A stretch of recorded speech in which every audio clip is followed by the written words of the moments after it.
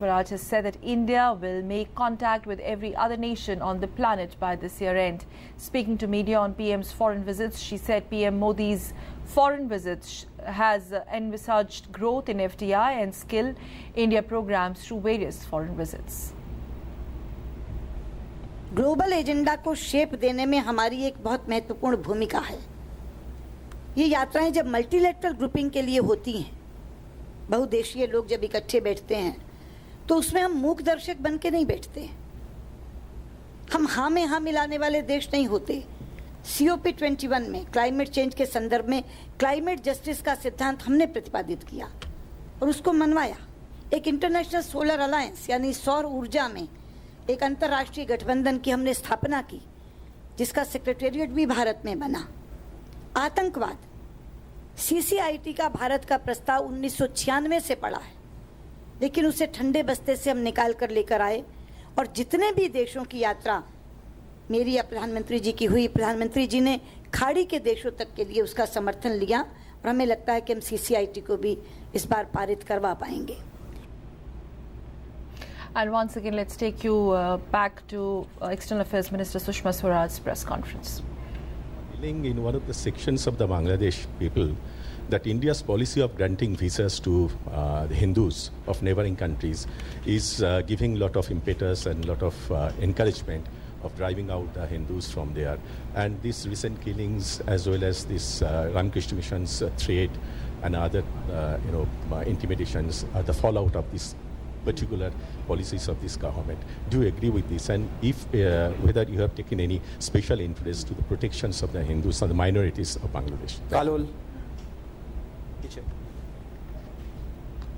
I just want to know what is the status of the agreement on Teesta water sharing issue, and what will be your policy if the... Here's a question on Teesta. Jyoti Malhotra.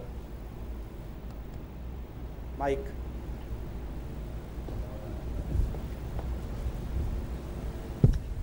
Thank you. I have a follow-up question on the refugees issue. Is it a policy of your government, ma'am, that only Hindu refugees from Bangladesh or Pakistan will be given citizenship in India? And what if you have refugees from other countries of other religious faiths, and of whether they're economic refugees or not? Thank you. Krishna Swami. Ma'am, I just wanted to know, what is the policy of this government on the attacks on Hindus in Bangladesh? Are you looking at them as foreign citizens, and that it is the government of Bangladesh ultimately which will have to ensure their security, or is there an approach beyond that? In that, since they are Hindus, the Indian government is involved definitely beyond beyond its call of duty. So I'd like some clarity on that, please. Yeah, I think we have enough questions now on the neighbor. मैं सबसे पहले जो एक सवाल समग्रता में पूछा गया है पूरे पड़ोसी देशों के बारे में, उसको ले लेती हूँ। बाकी ज़्यादातर सवाल बांग्लादेश पे और एक सवाल ज्योति का रिफ्यूजीज़ पे, फिर उसका जवाब दे दूँगी। जहाँ तक आपका ये कहना है कि NSG और इसमें हम सार्क को भूल गए या साउथ एशिया हमारी प्राथमिकता नहीं रही, ये आपकी धारणा सही नहीं है। अगर हम एक तरफ कोई काम लगते हैं तो विदेश मंत्रालय इतना बड़ा है कि ये नहीं कि सारा काम उसी पे लग जाता है। मैं आपको उदाहरण दे के कहना चाहूँगी कि पड़ोसी देशों में से हम सभी देशों को अगर अलग अलग भी ले लें तो भूटान के साथ, बांग्लादेश के साथ तो खैर बहुत बड़ा LBA के बाद रिलेशनशिप बहुत बड़ी, अभी पालाताना के में हमने उनको 100 मेगावाट बिजली दी। नेपाल में थी, नेपाल के साथ जो संबंध हमारे बने सांस्कृतिक, भौगोलिक, ऐतिहासिक संबंधों के कारण से, जो संबंध हमारे आज भारत और नेपाल के साथ बने, बीच में जो आपने जिक्र किया थोड़ा सा, वो एक थोड़ी सी गलतफहमी थी जो प्रधानमंत्री ओली की यात्रा के साथ ही समाप्त हो गई। और मैं नहीं कह रही हूँ, उन्होंने कहा कि समाप्त हो गई। पाकिस्तान के साथ भी मैंने बताया कि रिश्तों की गर्माहट पहले से कहीं ज़्यादा है। यहाँ मैं एक चीज़ आपसे कहना चाहूँगी कि अगर आप पूरी हमारी 2 साल का कार्यकाल देखें और केवल पड़ोसी देश की नीति देखें, केवल पड़ोसी देश की, जिसको हम नेबरहुड फर्स्ट पॉलिसी देखें, तो भारत पड़ोसी देशों के मददगार देश के रूप में उभरा है। नेपाल का भूकंप हो, श्रीलंका की बाढ़ हो, मालदीव का पानी संकट हो, सबसे पहले और सबसे जल्दी मदद पहुंचाने वाला देश भारत है।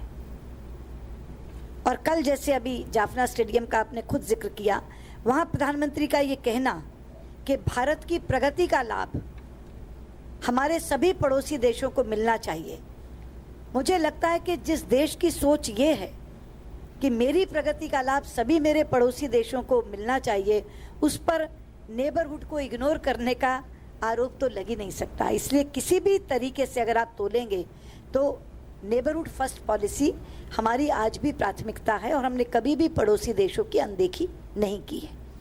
बांग्लादेश से जो सवाल आए हैं वो ज़्यादातर हिंदूज पर अटैक्स को लेकर हैं। उसी में अलग अलग तरह के प्रश्न हैं कि रामकृष्ण मिशन से कोई चिट्ठी आई है क्या, वहाँ की सरकार क्या कर रही है। देखिए, ये जो हमले हो रहे हैं ये बहुत दुर्भाग्यपूर्ण है और हमारे लिए बहुत कष्टदायक भी है। ऊंचे से ऊंचे स्तर पर इसके बारे में हम बात करते हैं, लेकिन एक चीज़ मैं ज़रूर कहना चाहूँगी कि बांग्लादेश की सरकार अपनी ओर से कोई कसर नहीं छोड़ रही कठोरता बरतने में उन लोगों के प्रति जो ये हमले कर रहे हैं। 3000 से ज़्यादा लोगों की गिरफ्तारियां हुई हैं और बहुत कठोर कदम शेख हसीना उठा रही हैं।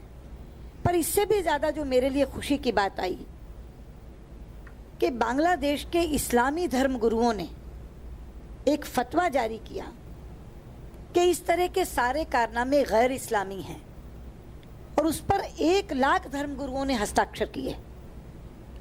किसी देश के 1 लाख धर्मगुरु इस तरह की हरकतों को गैर इस्लामी करार देते हैं और सार्वजनिक तौर पर कहते हैं, इससे ये साबित होता है कि उस देश की सरकार भी और उस देश का अवाम भी इस तरह की हरकतों के खिलाफ है।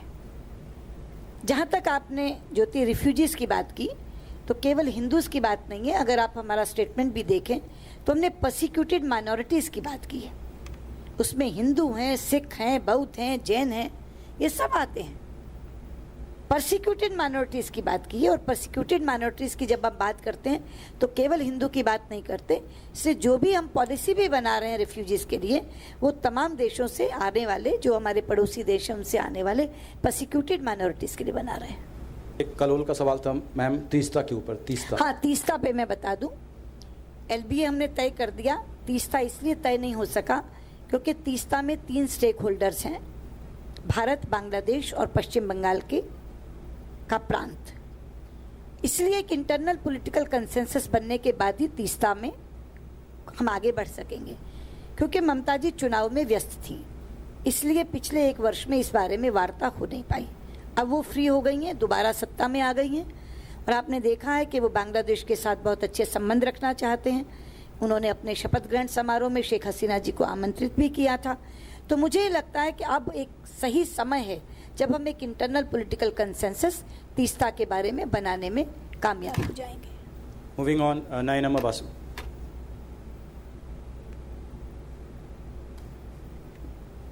Ma'am, Nayanima from Hindu Business Line. I will restrict my question to India-US economic ties. We have seen PM going there 4 times. We have seen the bonhomie between both the leaders. But when you talk of economic ties, they still complain of the tariff barriers that India has. We have not been able to move on the bilateral investment treaty. We have taken them to WTO over a number of disputes. Recently, the Commerce Minister said that probably will file as many as 16 WTO disputes against them. And they still talk about, they still list India in one of the blacklisted countries when it comes to trade barriers and ease of doing business and investments. Can you throw some light what we are doing on that? Okay, any other questions on India-US relations? Okay.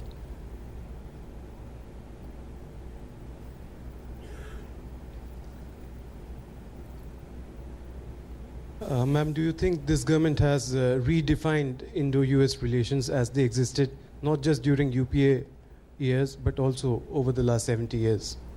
Any other questions on India? Okay, Manish Chand. Ma'am Minister, the US, during Prime Minister Modi's visit to Washington, the US has elevated India to the status of a major privileged defense partner. What are the implications of this? What kind of sensitive technologies can we expect in the coming days? And linked to that is that US has again reiterated support for India's Security Council bid. Out of the 5 permanent members, only China has not clarified its stand on India's membership of the UN Security Council. What is the latest on that? Thank you. Okay. One question at the back there.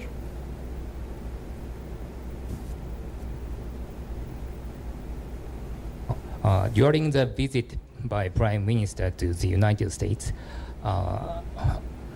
South China Sea issue was not mentioned at all, although both countries expressed concern before.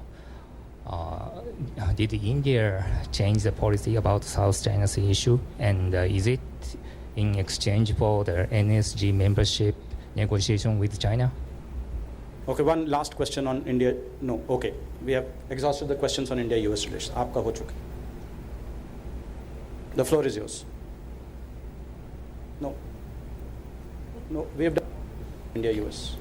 कि जहाँ तक भारत और America के संबंधों का सवाल है, आपका ये कहना कि अमेरिका एक बाधक बन रहा है हमारी इकोनॉमिक एक्टिविटी में, वो WTO में हमारी मुखालफत करता है, वो ईज़ ऑफ बिजनेस के बारे में बात नहीं करता, ये सारी चीज़ें पूरी तरह सही नहीं है. जहाँ तक WTO के इश्यूज़ का सवाल है, ज़रूरी नहीं कि सारे देश एक मत हो जाएं. अपना अपना डिफरेंस ऑफ ओपिनियन लोग रखते हैं, लेकिन उसमें बड़ी बात यह है कि अमेरिका के साथ अच्छे संबंध होते हुए भी भारत अपने राष्ट्र हितों की कुर्बानी नहीं करता और अपनी बात को पूरी दृढ़ता से कहता है. इसमें देखने की बात जो है वो ये है कि जो अभी कहा कि क्या आप इंडिया-US रिलेशंस को डिफाइन कर रहे हैं यूनाइटेड स्टेट्स के साथ, हम जो रिडिफाइन कर रहे हैं राष्ट्र हित में कर रहे हैं. जहाँ कहीं भी हमें लगता है कि यहाँ अमेरिका ऐसी भूमिका ले रहा है, ऐसा स्टैंड ले रहा है जो भारत के खिलाफ जाता है, वहाँ हम दृढ़ता से अमेरिका का विरोध भी करते हैं. इसलिए जो हम किसी के भी साथ रिलेशंस डिफाइन करते हैं तो अपने राष्ट्र हित में डिफाइन करते हैं. जो आपने मेजर डिफेंस पार्टनर की बात की, ये बड़ी बात है कि उन्होंने हमको मेजर डिफेंस पार्टनर घोषित किया है, और क्या क्या टेक्नोलॉजी ट्रांसफ़र होंगी ये एक बार एग्रीमेंट होने के बाद तय होता है. ये एग्रीमेंट में तय नहीं हो जाता कि क्या क्या टेक्नोलॉजी ट्रांसफ़र होंगी, लेकिन हाँ उन्होंने हमें अपना मेजर डिफेंस पार्टनर बनाया है. तो जहाँ तक भारत और अमेरिका के रिश्तों का सवाल है, कई बार लोग ये कहते हैं कि साहब ये एग्रीमेंट जो आपने किया है लॉजिस्टिक्स का, इसमें ये जो रीडिफाइन में आपका सवाल आता है कि क्या आप नेम से अलग हो गए हैं. तो रीडिफाइन करते हुए ना तो हम नेम से अलग हुए हैं, बल्कि प्रधानमंत्री जी ने बड़ी स्पष्टता से कहा कि नेम हमारी धरोहर है, उसको हम कभी समाप्त नहीं करेंगे. ना हमने राष्ट्रहित की अनदेखी की है. ये ठीक है कि अमेरिका के साथ हमारे रिश्ते पहले के मुकाबले में बहुत मजबूत हुए हैं, लेकिन उसका मतलब ये नहीं है कि हमने अपने जो मित्र देश हमारे रहे हैं, रूस है या चीन के साथ हमारे जो रिश्ते हैं, हमने उनकी अनदेखी कर दी. तो इस रीडिफाइनमेंट में ना तो हमने वो किया है और ना हमने अपने राष्ट्रहितों की अनदेखी की है. US के साथ हमारा एंगेजमेंट बढ़ा है, हमारे रिश्ते मजबूत हुए हैं, लेकिन राष्ट्रहित की कसौटी पर नहीं. संतोष ठाकुर. साउथ चाइना सी के बारे में हमारी बहुत ही स्पष्ट नीति है कि एक तो हम ये समझते हैं कि सारे के सारे जो सी के या समुद्र से संबंधित विवाद हैं वो पीसफुल सेटलमेंट उनका होना चाहिए, शांतिपूर्ण ढंग से वो सुलझाए जाने चाहिए. और अगर शांतिपूर्ण ढंग से नहीं सुलझते तो फिर उसका मैकेनिज्म है, इंटरनेशनल मैकेनिज्म है. अनक्लॉज के नीचे जाइए, वहाँ उसको तय करिए. लेकिन अभी जो विदेश सचिव वहाँ गए थे, वहाँ इस तरह का कोई बात चाइना सी के बारे में, साउथ चाइना सी के बारे में नहीं आई. संतोष ठाकुर. सर, आपने कहा था OCI और PIO कार्ड जो है 30 जून तक इनका मर्जर हो जाएगा, लेकिन डायस्पोरा ग्रुप्स का ये मानना है कि ये टाइमलाइन जो है बहुत मतलब सख्त है, तो क्या इसमें कुछ एक्सटेंशन की भी संभावना है? मैं डायस्पोरा से सहमत हूँ, क्योंकि मैंने ये कहा कि दोनों मंत्रालयों का समन्वय होने के बाद निर्णय जल्दी हो रहे हैं. लेकिन इसीलिए हम ये निर्णय जल्दी कर पाए हैं कि 30 जून तक मुझे स्वयं को लगता था कि ये कन्वर्जन नहीं हो पाएगा. तो हमने ये निर्णय लिया है कि हम इस तिथि को 31 दिसंबर तक बढ़ा रहे हैं. 31 दिसंबर 2016 तक हमने इसको बढ़ा, बल्कि ले ही लिया है, निर्णय बढ़ा दिया है. लेकिन मैं एक बात कहना चाहूँगी कि 31 दिसंबर तक ये कन्वर्जन फ्री ऑफ चार्ज होगा, निःशुल्क होगा. उसके बाद इस पे चार्ज लगेगा. तो बेहतर है कि जिन लोगों ने अपने PIO कार्ड्स को OCI में कन्वर्ट करना है वो इस अवधि का उपयोग कर लें। एक बड़ी अवधि हमने एक साथ बढ़ाई है 31 दिसंबर तक, और 31 दिसंबर तक के PIO OCI का कन्वर्जन पूरा हो जाए, ये हमारी इच्छा है। या एक में माइक लीजिए, वो माइक आ रहा है आपके पास। भारत का ये यूके के साथ अच्छे संबंध है, विजिट भी अच्छा रहा यूके में, तो विजय माल्या और ललित मोदी की प्रत्यार्पण को लेके क्यों मतलब सहयोग नहीं मिल पा रहा है यूके से? दूसरा ये कि सुहेल सेठ, एक ही सवाल देखिए, इसी से रिलेटेड है सर, दूसरा सवाल नहीं है। विजय माल्या का ये दावा है कि सुहेल सेठ ने उनको बुलाया था किताब की उसमें, और वहाँ पे भारत के उच्चायुक्त भी मौजूद थे। ऐसा है अशोक जी, जो आपका पहला सवाल है कि प्रत्यार्पण में सहयोग क्यों नहीं मिल पा रहा, अभी तक प्रत्यार्पण का पत्र गया ही नहीं है उनको। जहाँ तक ललित मोदी का सवाल है, अभी ईडी ने हमको एक्स्ट्राडिशन रिक्वेस्ट भेजी नहीं, जिस दिन भेजेंगे हम उसको आगे भेज देंगे। विजय माल्या के संबंध में उन्होंने रिक्वेस्ट भेजी थी, लेकिन उसको हमारे CPB डिवीजन ने एग्जामिन करके उसमें कुछ चेंजेस सुझाए हैं, जो हमने वापस ईडी को भेजी है। जैसे ही ईडी से हमें वो पत्र मिल जाएगा, हम वो एक्स्ट्राडिशन रिक्वेस्ट भी आगे भेजेंगे। मैंने पहले भी ये कहा था कि वो डिपोर्टेशन की बात UPA की सरकार करती रही, एक्स्ट्राडिशन की बात कभी नहीं की। एक्स्ट्राडिशन की बात इस सरकार ने आके शुरू की है, तो जैसे ही ईडी से एक्स्ट्राडिशन रिक्वेस्ट इन दोनों के बारे में मिल जाएंगी, हम आगे भेज देंगे। जो कल की घटना की बात आप कर रहे हैं, उसमें उच्चायुक्त का किसी तरह का कोई दोष नहीं है। अब सुहेल सेठ अगर अपने आप किसी को इनवाइट करते हैं तो हाई कमिश्नर को उसकी खबर नहीं। 2 तरह के निमंत्रण गए थे, एक लॉन्च ऑफ बुक के लिए और एक जो हाई कमिश्नर ने रिसेप्शन किया उसके लिए। पहले वाले निमंत्रण LSE की तरफ से गए थे। LSE ने बाकायदा हमको पत्र लिखकर कहा है कि हमने उन्हें इनवाइट नहीं भेजा, लेकिन ये भी सच है कि एक ओपन इनविटेशन भी था, क्योंकि 400 का हॉल उन्हें भरना था। उन्होंने कहा कि समर में स्टूडेंट्स चले जाते हैं, तो हमने इसको ओपन एक इनविटेशन ये भी कह दिया था कि जो भी आना चाहे वो आ जाए। और जो हाई कमिश्नर की तरफ से रिसेप्शन था, उसका इनवाइट भी उन्हें नहीं गया। तो ना तो LSE का अधिकृत इनवाइट उनको गया, ना हाई कमिश्नर की तरफ से रिसेप्शन का इनवाइट उनको गया। और ये भी आप जानते हैं कि जब भारतीय उच्चायुक्त ने देखा कि विजय माल्या वहाँ उपस्थित हैं, तो 5 मिनट में वहाँ से उठ के चले गए। मुझे नहीं समझ आता इसके बाद ये किस बात का इश्यू बन रहा है, किस बात का मुद्दा बन रहा है। तो यदि हम इनवाइट की लिस्ट देखें और उच्चायुक्त का आचरण देखें, तो दोनों के बाद ये मुद्दा रह ही नहीं जाता। नवीन कपूर। हेलो मैम, हाँ, आपने अपने ओपनिंग रिमार्क्स में बोला कि CCIT हम लोग अप्रूव कराने में उम्मीद रखते हैं, लेकिन हमने ये भी देखा कि मैम अभी तक जैश ए मोहम्मद के चीफ के ऊपर हम लोग बैन नहीं लगा पाए हैं, चाइना ने ऑब्जेक्ट किया है। जब डेफिनेशन को लेके इतनी डिफरेंसेस हैं, then how are you so positive? देखिए, डेफिनेशन को लेकर के जो अंतर है उसी को लेकर हम लोग बात कर रहे हैं कि गुड और बैड टेररिस्ट में अंतर मत करो। डेफिनेशन में मेरा और आपका आतंकवादी कहकर मत करो। एक टेररिस्ट ही होता है, एक आतंकवादी केवल आतंकवादी होता है, और वो किसी एक देश के खिलाफ नहीं, वो मानवता के खिलाफ अपराध करता है। और ये बात RIC की मीटिंग में, जो रशिया, इंडिया, चाइना की एक ग्रुपिंग है जिसमें हम 3 ही देश होते हैं, वहाँ ये बात मैंने मीटिंग में भी कही और सार्वजनिक तौर पर भी कही चाइना को, कि मसूद अजहर के ऊपर आप 1267 कमेटी में बैठ जाते हैं, लखवी के ऊपर बैठ जाते हैं। ये ग्लोबल जो हम एक डिटर्मिनेशन कर रहे हैं, एक ग्लोबल फाइट करना चाह रहे हैं, इकट्ठे मिलकर के फाइट करना चाहते हैं, ये उसमें बाधक बनता है। तो हम इसलिए सबसे मनवा रहे हैं। जैसे मैंने आपसे कहा, खाड़ी के देशों में दुबई ने अपने जॉइंट स्टेटमेंट में कहा, सऊदी ने कहा, कतर ने कहा, वो खाड़ी के देश जो आज तक इसको डिफाइन करने को तैयार नहीं थे, वो आज अगर डिफाइन करने को तैयार हो गए हैं, तो बहुत बड़ा समर्थन जो हमें पहले डेफिनेशन के कारण नहीं मिल रहा था, अब इस परिभाषा को लगभग सभी लोग मानने को तैयार हो रहे हैं कि हमें अच्छे और बुरे आतंकवादी में फ़र्क नहीं करना चाहिए, और केवल आतंकवादी नहीं, जो उनको फिनांस करते हैं, जो उनको सेफ हेवंस देते हैं, उन सबको उस परिभाषा में डालना चाहिए। We have about 5 minutes left. Asif साहब। जी, मैं SM आसिफ इन दिनों से बोल रहा हूँ। जी बोलिए। इन दिनों कैसे आप? इन दिनों हमारा सवाल ये है कि सऊदी अरब हमारे प्रधानमंत्री ने दौरा किया और आपके राज्य मंत्री भी कई मरतबे सऊदी अरब दौरा कर चुके हैं। तो एक पिछली प्रेस कॉन्फ्रेंस में भी आपने कहा था कि हम सऊदी अरब गवर्नमेंट से हज का कोटा बढ़वाने की कोशिश करेंगे, तो उस पर क्या प्रगति हुई है? जी हाँ, हमने हज का कोटा बढ़वाने की उनसे पैरवी की थी, लेकिन अभी वो चूंकि हरम शरीफ बन रहा है इसलिए अभी उन्होंने कोटा बढ़ाया नहीं, लेकिन जब बढ़ाने की वो निर्णय करेंगे कि कोटा बढ़ाएंगे तो निश्चित हिंदुस्तान का कोटा भी बढ़ेगा। Can we say that Japan is now a permanent member of the Malabar exercise? जी हाँ, बिल्कुल सच है। अभी तक यूएस और इंडिया मलाबार एक्सरसाइज करते थे, कभी कभी जापान हिस्सा लेता था, लेकिन हमने तय किया है कि अब जापान मलाबार एक्सरसाइज का परमानेंट मेंबर होगा। आंचल गौरव। Ma'am, the 39 Indians who were abducted, captured by ISIS, what's the update? Because their families are still waiting for them. The Miss D'Souza in Afghanistan's been abducted. A priest in Libya has been abducted. What's the update? And if I may ask, there's a lot of talk of cabinet reshuffle. Are you enjoying yourself here or any preferences? दो सवाल totally अलग हैं, लेकिन आपने वक्त का उपयोग करके दोनों सवाल पूछ लिए।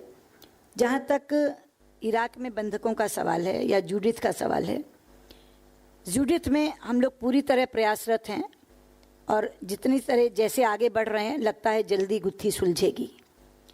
जहाँ तक इराक में भारतीय बंधकों का सवाल है, मेरे पास उनके मारे जाने की पुष्टि का कोई सबूत नहीं है सिवा हरजीत मसीह के बयान के अलावा। और हरजीत मसीह के बयान को जो आजकल एक्सप्रेस की स्टोरीज चल रही हैं, सीरीज जो चल रही हैं, उसमें आपने देखा होगा कि परिजनों ने ही उस स्टोरी का खंडन किया है।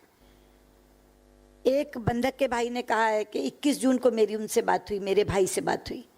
हरजीत मसीह के मुताबिक तो वो सारे 15 जून को मारे गए, तो 21 जून को बात कैसे हुई? मुझसे बहुत लोग कहते हैं कि आप झूठी दिलासा क्यों देती हैं। मैं झूठी दिलासा नहीं देती।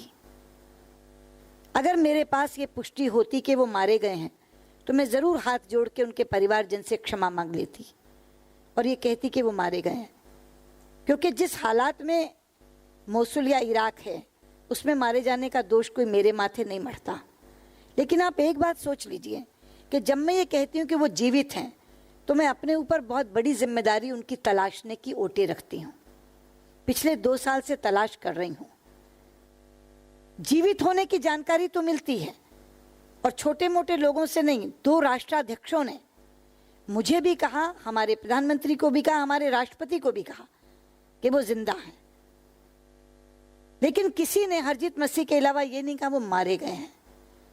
तो मुझे लगता है मैं उनके साथ अन्याय करूंगी अगर मैं ये कह दूंगी कि वो मारे गए, क्योंकि मेरे पास कोई सबूत उनके मारे जाने का नहीं है और ये जिम्मेदारी मुझे ओटनी है, मैं ओटूंगी। और मुझे लगता है कि अब कम से कम पिछले 2 वर्ष में ये भरोसा तो आपको हो ही गया होगा कि मैं कभी किसी इंडियन नेशनल को एबेंडन नहीं करती, वो अकेला हो, समूह में हो या बंधक हो। फादर प्रेम कुमार का मामला था, चाहे 8 महीने बाद हम सुलझा पाए, मगर हमने सुलझाया, हम उनको जीवित वापस लाए। अभी फादर टॉम भी बंधक हैं, जूडिथ को भी कैप्टिविटी में रखा गया है, ये 39 लोग भी बंधक हैं। मेरा प्रयास होगा कि मैं एक एक इंडियन नेशनल को, चाहे वो स्ट्रैंडेड है चाहे वो कैप्टिव है, देर सवेर जल्दी या बाद में उनको लेकर के आऊं। Yeah, this is Parsa Venkateshwar Rao from DNA. I just wanted to know. Cabinet reshuffle पे मेरा एक ही कहना है कि ये प्रधानमंत्री का विशेषाधिकार है, किसको किस विभाग में रखना, किसका विभाग बदलना। तो प्रधानमंत्री के विशेषाधिकार पर मैं कोई टिप्पणी नहीं करना चाहूंगी। This is to ask you whether. Those were the live visuals. External Affairs Minister Sushma Swaraj responding to various questions pertaining to the foreign policy and diplomatic engagements by her ministry in the last 2 years with various countries. She was responding to numerous questions, plethora of questions out there. She said that now Japan is the permanent member of the Malabar exercise besides India and United States. She also did mention that India's top priority is its neighborhood first policy, which means that the engagements with its immediate neighbors in the last 2 years has been on upswing. And Sushma Swaraj also mentioned that As far as India is concerned, it is considered one of the most friendliest countries by its immediate neighbors. She said that the benefits of India's economic growth should be enjoyed by its neighbors as well, reiterating Prime Minister Narendra Modi's statement. PM made a statement yesterday while he was jointly inaugurating the Jaffna Stadium with Sri Lankan President. Also, Sushma Swaraj mentioned that the engagements with United States, she's responding to, in fact, question on the engagements with United States. She said, yes, definitely they have increased over the last 2 years, but there is absolutely no question on compromising on the national interest. Sushma Swaraj also said that her government is committed to bring back the abandoned or absconding Indians in various countries. She, in fact, was once again responding to one of the questions on the similar lines pertaining to the missing Indians. She said that no Indian national on a foreign land will be abandoned by a ministry, and efforts will be on to get them back safely. The highlights and the high points of this presser will, of course, be getting you later in our